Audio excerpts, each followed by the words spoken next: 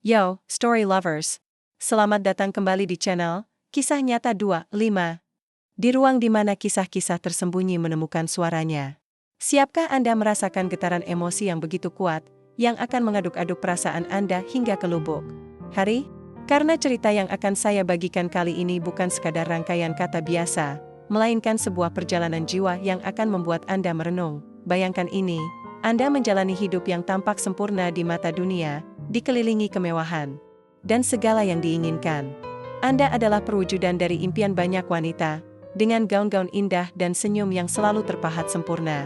Namun, di balik fasad glamor itu, hati Anda hancur. Pernikahan yang Anda kira adalah surga, ternyata adalah sangkar emas yang memenjarakan. Sentuhan yang dulu hangat kini dingin membeku, dan kata-kata manis berubah menjadi pisau yang menusuk jiwa. Anda berjuang mati-matian, mencoba memperbaiki diri, mencoba menyelamatkan apa yang tersisa, namun setiap usaha berakhir sia-sia. Lalu, tibalah momen yang paling menghancurkan. Anda tak hanya dikhianati oleh cinta yang Anda yakini, tetapi juga dijatuhkan, direndahkan, bahkan ditampar di rumah Anda sendiri oleh tangan yang seharusnya melindungi. Itulah yang dialami Amanda. Ia dijatuhkan hingga titik terendah, kehilangan segala kepercayaan dan harga dirinya di tengah kemewahan yang kosong. Tapi, tahukah Anda? Dari sana, Amanda belajar satu hal penting. Wanita yang kuat tidak pernah hancur, ia hanya tertempa. Ia belajar bahwa kebahagiaan sejati tidak ditemukan dalam kemewahan atau validasi orang lain, melainkan dalam keberanian untuk bangkit dan menemukan kembali dirinya sendiri. Siapkah Anda mendengar bagaimana Amanda mengubah air mata kesakitan menjadi tinta emas dalam buku kehidupannya, menemukan cahaya di tengah badai tergelap?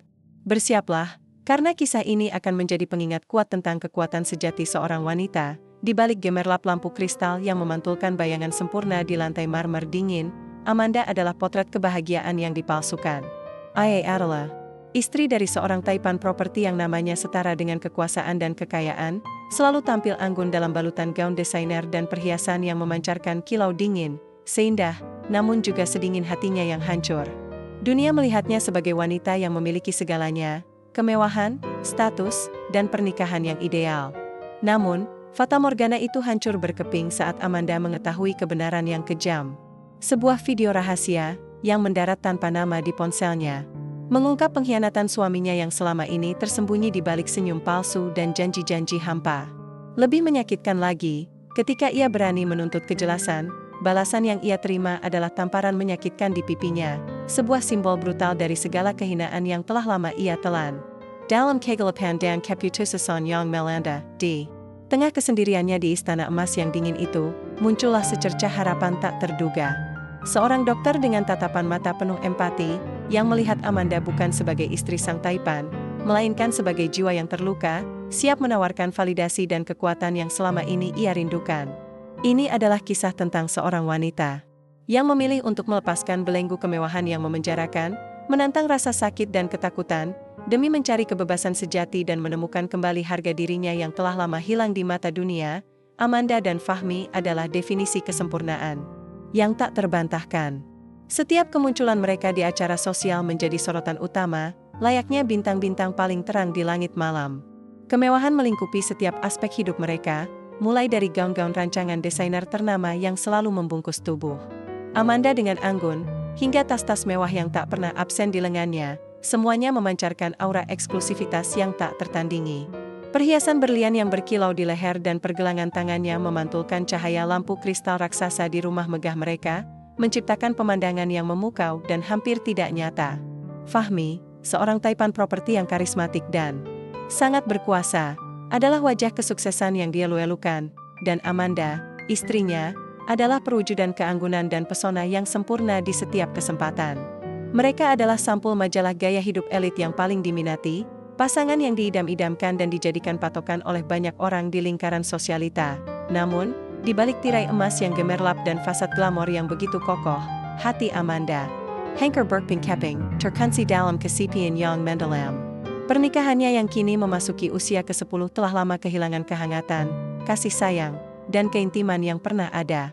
Janji-janji manis yang Fahmi ucapkan di awal hubungan mereka, saat ia memikat Amanda dengan ambisi dan visi besar tentang masa depan bersama, kini terasa seperti kenangan usang dari kehidupan lain, seolah bukan bagian dari realitasnya saat ini.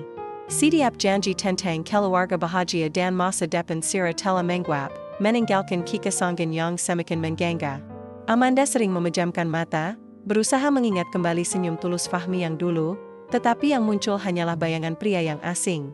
Perubahan pada Fahmi datang secara bertahap, nyaris tak terlihat pada awalnya, seperti tetesan air yang perlahan mengikis batu karang. Kesibukannya dalam membangun kerajaan bisnisnya semakin meningkat, dan pertemuan-pertemuan bisnisnya seringkali berakhir hingga larut malam, bahkan dini hari.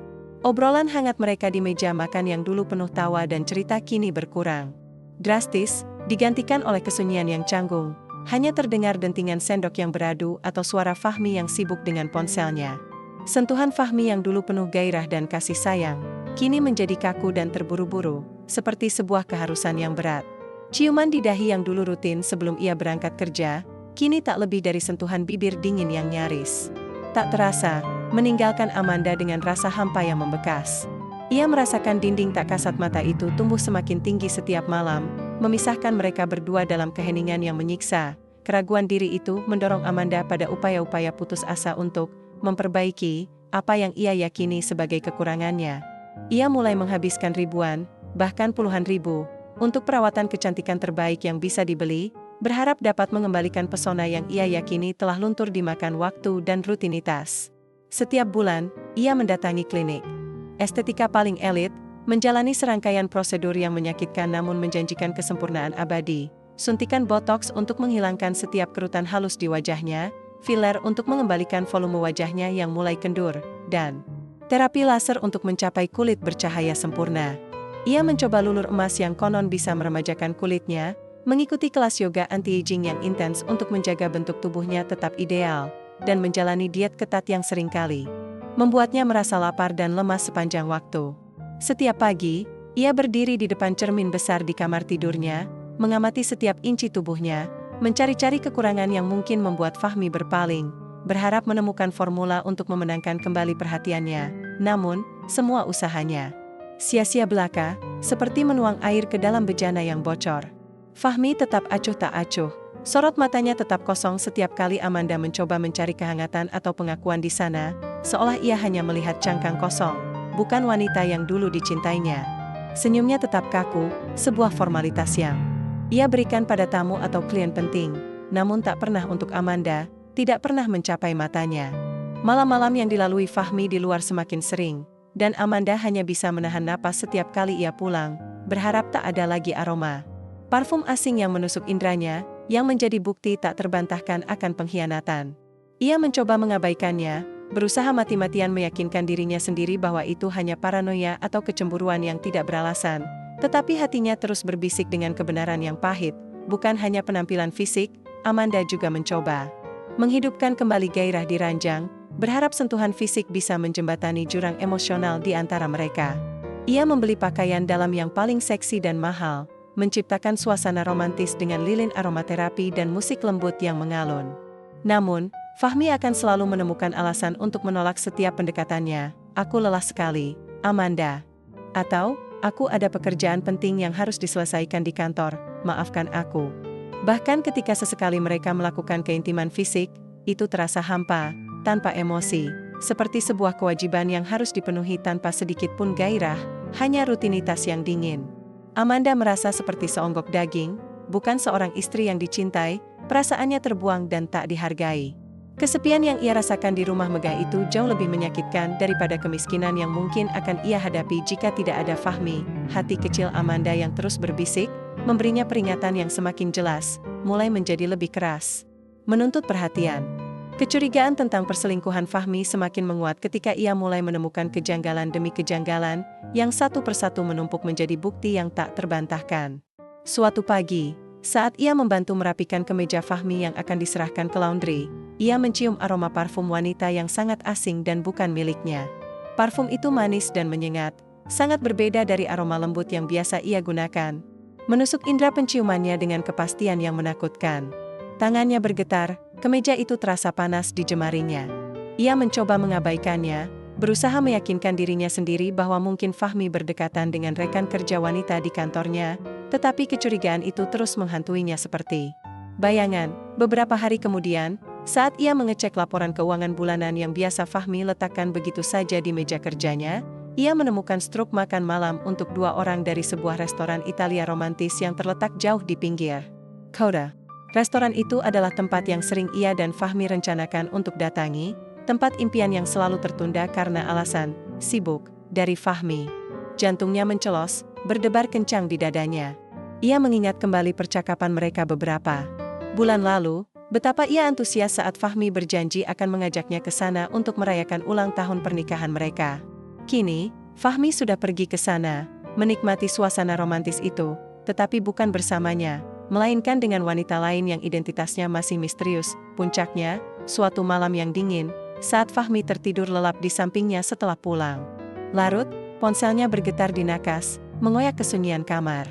Rasa ingin tahu yang tak tertahankan, bercampur dengan ketakutan yang mencekam, mendorong Amanda untuk meraihnya.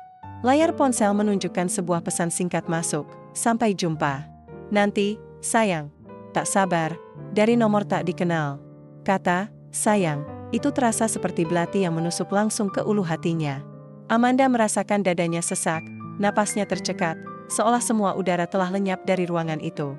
Rasa sakit yang tajam menusuk ulu hatinya, lebih perih dari tusukan pisau paling tajam sekalipun. Ia tak perlu lagi bertanya-tanya atau mencari alasan. Ini sudah jelas, bukti yang tak bisa lagi ia pungkiri. Amanda tidak bisa tidur sedikit pun malam itu. Pikirannya kalut, berputar-putar. Tanpa henti antara kemarahan yang membara, kesedihan yang mendalam, dan rasa pengkhianatan yang pahit. Ia merasa bodoh, begitu lama dibutakan oleh kemewahan dan harapan palsu yang ia pupuk sendiri. Pagi harinya, dengan sisa-sisa kekuatan yang ia miliki, ia mencoba mengumpulkan keberanian untuk menghadapi Fahmi. Namun, kata-kata yang ingin ia lontarkan tercekat di tenggorokan saat melihat Fahmi bersikap seolah tidak terjadi apa-apa, sarapan dengan tenang sambil membaca koran finansialnya, seolah malam sebelumnya adalah mimpi buruk Amanda saja. Kesempatan untuk berbicara di meja makan pun terasa mustahil. Tak lama setelah itu, sebuah video anonim mendarat di ponsel Amanda, dikirimkan oleh nomor tak dikenal. Video itu berdurasi singkat, namun cukup untuk menghancurkan sisa-sisa harapan. Amanda yang masih tersisa, mengonfirmasi semua kecurigaannya dengan gambar yang jelas. Di sana, Fahmi terlihat sedang bercengkerama mesra dengan seorang wanita muda yang sangat cantik, rambutnya panjang tergerai, tawanya renyah mengisi rekaman video itu. Mereka duduk di sebuah cafe yang ramai, Fahmi menggenggam tangan wanita itu dengan erat, sesekali mengecup keningnya dengan gestur yang begitu akrab dan penuh kasih sayang, gestur yang tak pernah lagi ia berikan pada Amanda selama bertahun-tahun lamanya. Wanita itu membalas tatapan Fahmi dengan penuh adorasi, seolah ia adalah satu-satunya pria di dunia ini, dan kebahagiaan terpancar jelas di wajahnya. Dunia Amanda seakan runtuh di sekelilingnya, serpihan-serpihan kepercayaannya berserakan di lantai. Gambar di video itu terasa begitu nyata, begitu menyakitkan, seolah ia sendiri hadir di sana, menyaksikan pengkhianatan itu. Ketika ia mencoba menghadapi Fahmi dengan video tersebut, suaminya hanya menunjukkan seringai sinis di wajahnya. "Oh, itu?" Fahmi mengangkat alisnya, tampak tidak terpengaruh sedikit pun oleh bukti yang begitu jelas. Dia hanya teman lama dari masa kuliah yang kebetulan bertemu kembali, itu saja. "Kamu ini terlalu berlebihan, Amanda. Selalu saja mendramatisir keadaan." Fahmi bersikeras, wanita itu hanyalah teman lama, namun tatapan mesra itu, sentuhan lembut itu, dan tawa akrab itu jelas bukan sentuhan seorang teman biasa. Itu adalah sentuhan seorang kekasih. Puncak kehancuran tiba ketika video itu, dengan setiap detiknya yang memilukan, telah mengunci pintu hati Amanda terhadap segala keraguan. Yang tersisa hanyalah kepastian yang menyakitkan. Amanda tahu ia harus menghadapi Fahmi, tidak lagi dengan air mata permohonan yang tak berarti, melainkan dengan tuntutan atas kebenaran yang telah lama ia abaikan. Malam itu, saat Fahmi baru saja kembali dari salah satu pertemuan bisnis, larut malamnya, Amanda menunggunya di ruang tamu yang dingin, dengan ponsel di tangan dan video itu siap diputar, jantungnya berdebar kencang. "Fahmi, kita harus bicara." Suara Amanda bergetar, namun ia berusaha keras untuk tetap tenang dan mempertahankan martabatnya. Ini tidak bisa ditunda lagi. Fahmi hanya mengangkat alis, tatapan matanya menunjukkan kebosanan yang jelas. "Ada apa lagi, Amanda? Aku lelah sekali. Bisakah besok saja kita bicarakan ini? Aku benar-benar butuh istirahat." "Tidak, Fahmi. Ini tidak Bisa menunggu, Amanda bersikeras, mengulurkan ponselnya yang menampilkan video Fahmi dengan wanita lain. Siapa wanita ini? Dan jangan berani-beraninya kamu katakan lagi dia hanya teman lama. Fahmi menatap layar ponsel, senyum sinis tersungging di bibirnya. Ia tampak tidak terpengaruh sedikit pun, seolah semua ini hanyalah lelucon. Oh, jadi kamu sudah sampai sejauh ini, ya? Nada bicaranya dipenuhi ejekan, bukan penyesalan, dan ia bahkan tertawa kecil, tawa yang menusuk gendang telinga Amanda, mengoyak harga dirinya. Kamu ini terlalu kekanak-kanakan, Amanda. Apa yang kamu harapkan? Aku ini pria, dengan kebutuhan. Dan kamu, lihat dirimu. Kamu sudah tidak menarik lagi. Kata-kata itu lebih tajam dari pisau yang paling runcing sekalipun, mengiris-iris hati Amanda. Kamu sudah tidak menarik lagi, Amanda, Fahmi melanjutkan, nadanya datar dan menusuk, tanpa sedikit pun belas kasihan. Lihat dirimu. Istri tua yang membosankan. Siapa yang mau bersamamu? Kamu hanya sibuk dengan perawatan konyolmu itu, tapi apa hasilnya? Aku butuh gairah, Amanda. Sesuatu yang sudah lama hilang darimu, dan tidak bisa kulihat lagi. Setiap kata adalah tamparan yang mematikan. Amanda merasakan darahnya mendidih, air mata yang selama ini ia tahan mati-matian kini mengalir deras, membasahi pipinya yang panas. Bagaimana bisa kamu begitu kejam? Bentaknya, suaranya tercekat oleh emosi yang meluap. Setelah semua yang kuberikan? Setelah 10 tahun ini kita bersama, membangun semuanya. Memberikan apa? Memberikan kemewahan yang kuberi? Semua ini milikku, Amanda. Kamu hanya menikmatinya saja, Fahmi membalas, nadanya merendahkan, seolah Amanda hanyalah sebuah barang. Kamu hanya parasit yang menempel padaku, hidup dari hasil kerjaku. Puncaknya, dalam sebuah pertengkaran hebat yang dipicu oleh kecemburuan Amanda yang memuncak dan pengelakan Fahmi yang tak tahu malu, di mana Amanda akhirnya berteriak tentang semua pengorbanannya yang sia-sia, Fahmi hilang kendali. Kemarahannya meledak. Diam, teriak Fahmi, dan dalam sekejap, tangannya melayang. Sebuah tamparan keras mendarat di pipi Amanda, meninggalkan bekas merah yang menyala yang perlahan membengkak, dan lebih dalam lagi, luka yang menganga di jiwanya. Rasa perih fisik tak seberapa dibanding rasa sakit pengkhianatan dan kehinaan yang ia rasakan. Dunia Amanda seakan runtuh, bukan lagi karena dugaan, tapi karena kenyataan pahit yang begitu nyata dan brutal. Ia hanya bisa terdiam, memegangi pipinya yang panas, menatap Fahmi dengan mata berlinang, melihat seorang pria yang sama sekali tidak ia kenali lagi di depannya. Malam itu, di rumah megah yang dulunya adalah istana impiannya, Amanda merasakan dirinya benar-benar sendirian, lebih dari yang pernah ia rasakan seumur hidupnya. Luka tamparan itu tidak hanya meninggalkan jejak fisik yang jelas di pipi Amanda, berupa memar yang perlahan membiru. Ia meninggalkan memar yang jauh lebih dalam di hatinya, memar yang tak bisa lagi ia sembunyikan atau abaikan, sebuah tanda yang tak terhapuskan dari penderitaannya. Pagi harinya, dengan sisa-sisa kekuatan yang ia miliki, yang terasa seperti bara api kecil di tengah abu, Amanda memutuskan untuk mencari pertolongan medis. Ia sadar, ia tidak hanya membutuhkan perawatan untuk luka fisiknya, tetapi juga untuk kehancuran emosional yang ia rasakan di dalam dirinya. Ia tidak bisa lagi menyembunyikan luka itu dari dirinya sendiri, atau berpura-pura bahwa semuanya baik-baik saja. Di sebuah klinik swasta yang tenang dan jauh dari sorotan publik, tempat privasi sangat dihormati, ia bertemu dengan Dr. Dicky. Ruang konsultasi Dr. Dicky terasa steril namun menenangkan, dengan interior yang didominasi warna-warna lembut dan cahaya alami. Sangat berbeda jauh dari hiruk-pikuk kehidupan glamor Amanda yang penuh kepalsuan. Dicky adalah sosok yang kontras total dengan Fahmi.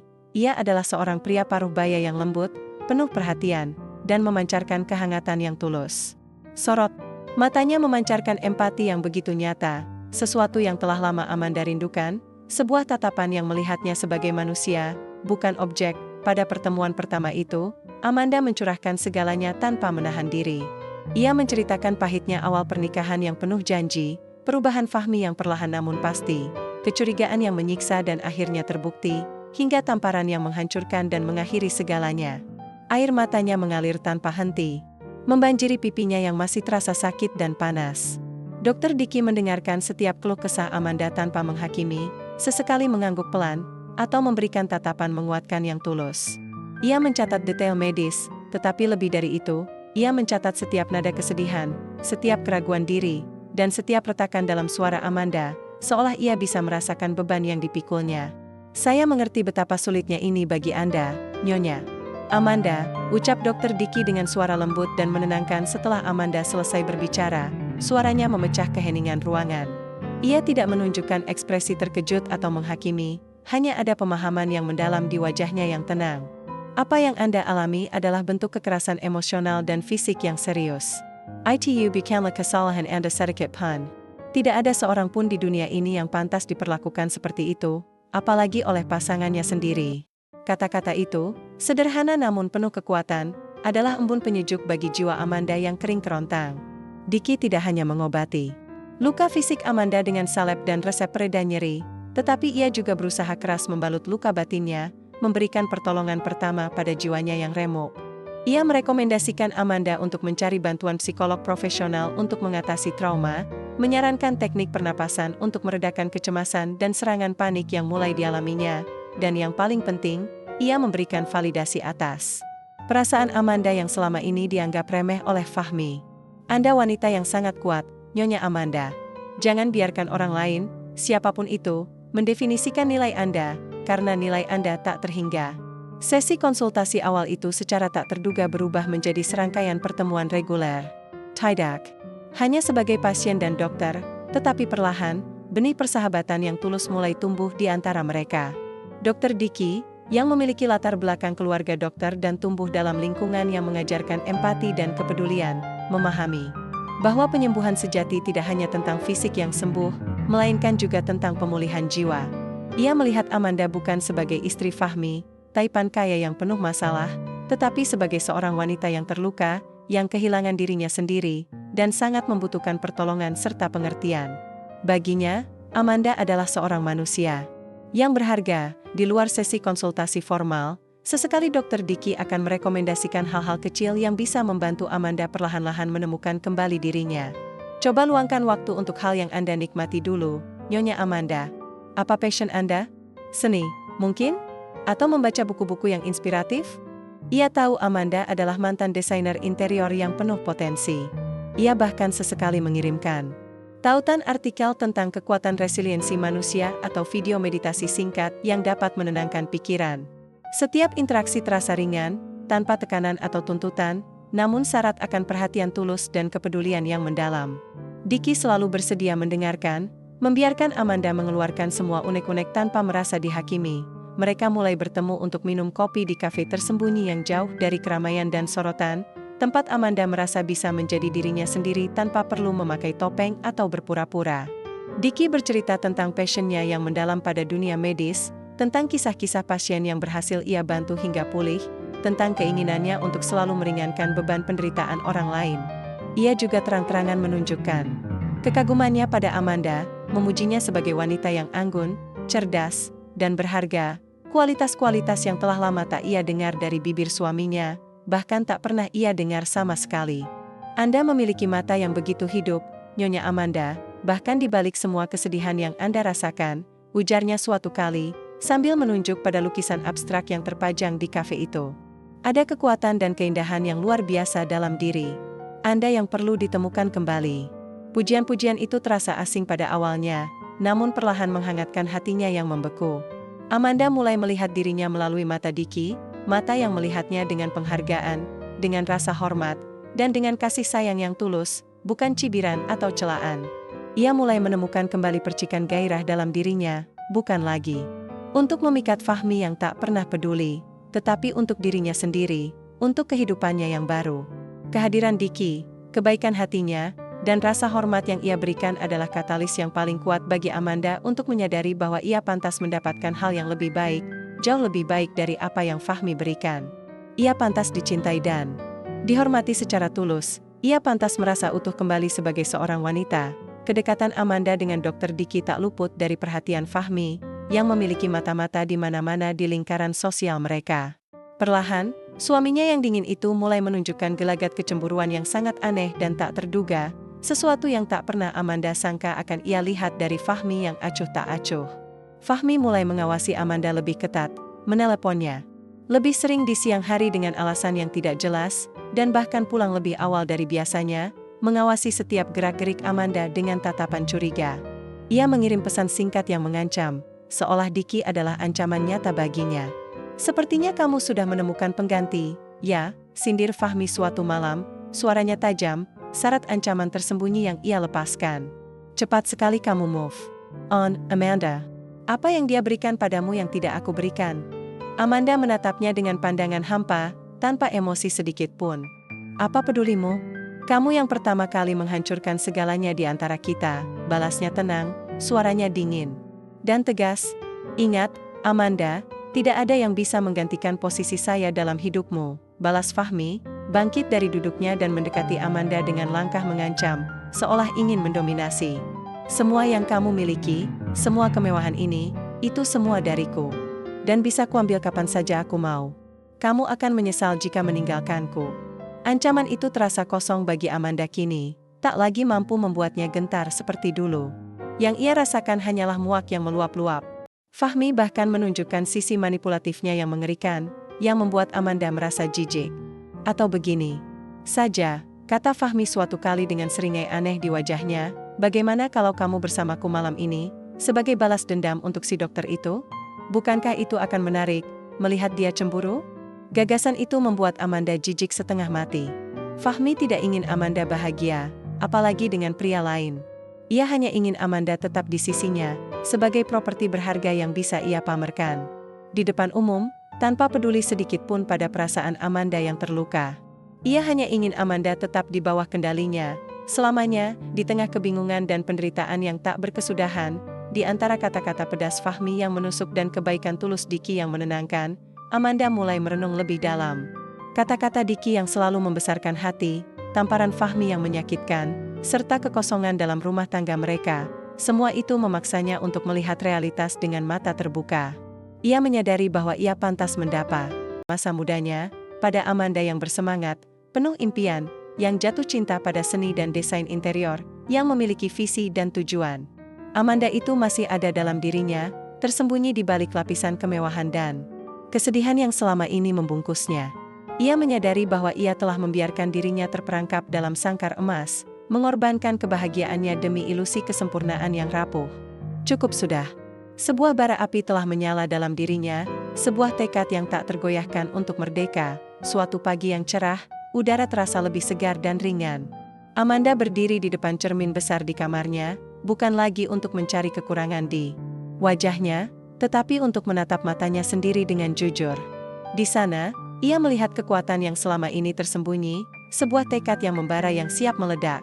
Akhirnya, Amanda membuat keputusan besar yang telah lama tertunda, keputusan yang akan mengubah seluruh alur hidupnya. Ia akan meninggalkan Fahmi dan semua yang berkaitan dengannya. Keputusan itu tidak mudah, jauh dari kata sederhana. Ada ketakutan yang menggunung akan masa depan yang tidak pasti, ketakutan akan penilaian orang lain, terutama dari lingkaran sosialita yang selalu menganggap pernikahannya sempurna dan tak mungkin retak, dan ketakutan akan melepaskan zona nyaman yang penuh kemewahan, yang selama ini menjadi satu-satunya yang ia kenal.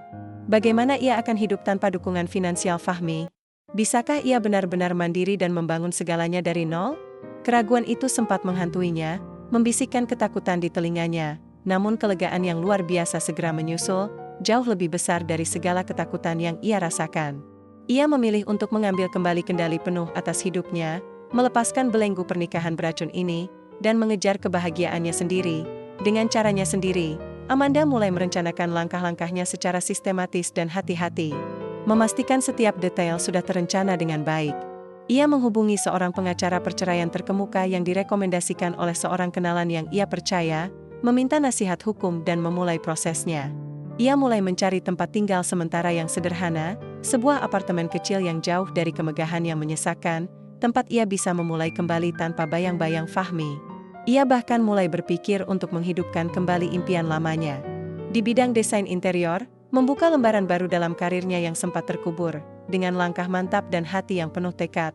Ia memutuskan untuk menghadapi Fahmi untuk terakhir kalinya, bukan dengan air mata keputusasaan, tetapi dengan ketenangan dan ketegasan yang baru ia temukan dalam dirinya. Pertemuan itu dilakukan di ruang kerja Fahmi yang megah, tempat yang menjadi simbol kekuasaan dan dominasi suaminya. Ruangan itu terasa dingin dan asing baginya. Aku akan pergi, Fahmi, ucap Amanda, suaranya mantap, tanpa getaran sedikit pun, sebuah pernyataan yang final. Aku mengajukan gugatan cerai. Fahmi mengangkat kepalanya dari tumpukan dokumen penting yang selalu menjadi prioritasnya, terkejut. Mendengar kata-kata itu, ekspresinya yang biasanya angkuh kini tampak sedikit goyah, rahangnya mengeras. Apa? Kamu gila, Amanda? Kamu tidak bisa melakukan ini. Kamu milikku. Aku bisa, jawab Amanda, tatapannya lurus dan tajam, tanpa keraguan. Aku sudah muak dengan kebohonganmu, penghinaanmu, dan kekerasanmu. Aku pantas mendapatkan lebih dari ini. Aku pantas dicintai dan dihormati sebagai seorang wanita. Fahmi mencoba bangkit dari kursinya, ekspresinya memerah karena amarah dan frustrasi. Kamu akan menyesal. Kamu tidak akan punya apa-apa tanpaku. Kamu akan kembali mengemis padaku, Amanda, lihat saja nanti. Mungkin saja, balas Amanda tenang, tanpa emosi, tapi setidaknya aku akan memiliki harga diriku kembali. Aku akan lebih bahagia tanpa semua kemewahan ini, tanpa dirimu yang beracun. Ia memutar tubuhnya, melangkah pergi tanpa menoleh lagi, meninggalkan Fahmi yang membeku di ruang kerjanya. Fahmi mencoba memanggil namanya, mengancam, tetapi Amanda tidak lagi peduli. Ia telah membebaskan dirinya. Ia telah berjalan keluar dari sangkar emas yang selama ini memenjarakannya, menuju kebebasan yang ia impikan. Beberapa bulan kemudian, dunia sosialita digemparkan oleh berita perceraian Amanda dan Fahmi, yang menjadi topik utama di setiap acara dan obrolan. Banyak yang bertanya-tanya, bagaimana Amanda bisa melepaskan semua kemewahan itu, semua kenyamanan yang selama ini ia miliki? Namun, Amanda tidak lagi membaca gosip atau peduli dengan pandangan orang lain yang menghakiminya. Ia telah menemukan kedamaian yang lebih berharga. Ia memilih untuk menjauh dari sorotan, memulai hidup baru di sebuah apartemen sederhana namun nyaman, jauh dari kemegahan yang menyesakkan dan kenangan pahit. Ia kembali menekuni passion lamanya. Dalam desain interior, membangun portofolio dari nol, satu persatu proyek kecil yang memberinya kepuasan jauh lebih besar daripada tas bermerek termahal sekalipun. Proses penyembuhan memang panjang dan penuh liku, dan terkadang ia masih merasakan bayangan masa lalu menghantuinya, namun ia belajar untuk menghadapinya dengan kekuatan baru yang ia dapatkan dari dalam dirinya. Hubungannya dengan Dr. Diki tetap terjalin, menjadi salah satu pilar dukungannya yang paling berharga dan tak tergantikan. Diki tak pernah menuntut apapun, ia hanya selalu ada, mendukung setiap langkah Amanda, memberikan dorongan moral tanpa mengharapkan balasan. Mereka sering berbagi cerita tentang hari-hari mereka, tentang impian Amanda untuk kembali berkarya, dan tentang tantangan yang dihadapinya dalam membangun hidup baru. Diki, dengan kesabarannya yang luar biasa dan pemahamannya yang mendalam, selalu berhasil membuat Amanda tersenyum, bahkan di hari-hari terberatnya. Apakah mereka akan berakhir bersama dalam sebuah hubungan romantis? Amanda belum tahu, dan ia tidak ingin terburu-buru. Untuk saat ini, ia ingin fokus pada dirinya sendiri, pada penyembuhan, dan pada kebahagiaan yang ia ciptakan dengan tangannya sendiri. Ia menemukan kedamaian dalam kesederhanaan, dan kebahagiaan dalam kebebasan yang sejati. Ini adalah kisah tentang perjalanan Amanda dari seorang istri yang tertekan dan tidak bahagia, yang terperangkap dalam sangkar emas kemewahan yang palsu, menjadi wanita yang berdaya, yang memilih untuk membebaskan diri dari pernikahan yang beracun dan penuh kekerasan demi menemukan jalannya sendiri menuju kebahagiaan sejati. Ia mungkin telah kehilangan kemewahan, tetapi ia telah menemukan sesuatu yang jauh lebih berharga, dirinya sendiri yang utuh dan kuat. Kisahnya baru saja dimulai, sebuah kisah yang ditulisnya sendiri, dengan tinta kebebasan dan keberanian yang tak tergoyahkan, dan begitulah, para story lovers, kisah Amanda yang mengajarkan kita sebuah kebenaran bahwa di balik setiap kemewahan yang dipamerkan, belum tentu ada kebahagiaan sejati. Kita melihat bagaimana Amanda, dari seorang wanita yang terpenjara dalam sangkar emas dan terluka oleh pengkhianatan, akhirnya menemukan keberanian untuk mengambil kembali kendali hidupnya. Pesan Amanda ini sangat jelas, kan? Bahwa nilai diri kita tidak ditentukan oleh kekayaan atau pandangan orang lain, melainkan oleh kekuatan kita untuk bangkit dari keterpurukan. Jika ada dari kalian yang pernah merasa terjebak dalam situasi yang sama, atau sedang berjuang menemukan diri sendiri, semoga kisah Amanda ini bisa menjadi percikan harapan dan inspirasi. Bagaimana perasaan kalian setelah mendengar kisah Amanda? Apakah ada bagian yang paling menyentuh hati kalian? Yuk, bagikan pemikiran dan pengalaman kalian di kolom komentar di bawah. Jangan lupa juga untuk like video ini, subscribe channel Kisah Nyata 25, dan nyalakan lonceng notifikasi agar tidak ketinggalan kisah-kisah inspiratif lainnya. Sampai jumpa di video berikutnya. Tetap semangat dan jadilah kuat.